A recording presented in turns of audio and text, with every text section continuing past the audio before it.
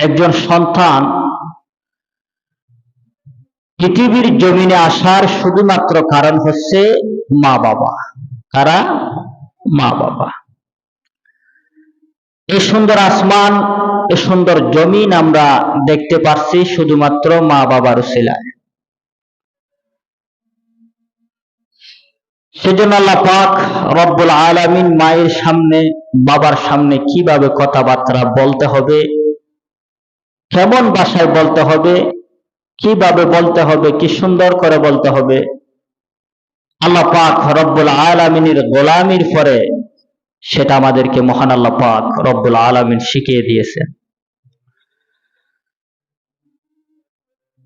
যেহেতু মা বাবার কারণে আমরা দুনিয়ায় দেখেছি, সেজন্য আল্লাহ পাক রব্বুল আলামিন মাতা পিতার কথা কোরআনে কারিমে তুলে ধরবেন।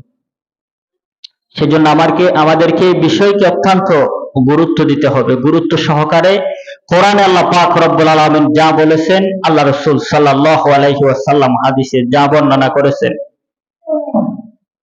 সেই আয়াতের ভিত্তিতে, হাদিসের ভিত্তিতে আমাদেরকে শুনে হাদিস মতো, কোরআনের আয়াত মতো আমাদেরকে কাজ করতে হবে। যদি কাজ করি তাহলে আমাদের সমাজে ছেলেরা মা বাবার সামনে কিভাবে কথা বলতে হয়, কিভাবে কোমল ভাষায়, নম্র ভাষায়, ভদ্র ভাষায়, কিভাবে ইসলামের দৃষ্টিতে বড়জনের সামনে কথা বলতে হয়, সেটা আমরা জানতে পারব। সেজন্য মহান আল্লাহ পাক রব্বুল আলামিন কোরআনে কারিমে ঘোষণা করে দিয়েছেন, ওয়াকাদা রাব্বুকা আল্লা তা'বুদু ইল্লা ইয়্যাহু ওয়া বিল ওয়ালিদাইনি ইহসানা। আল্লাহ পাক বলেন,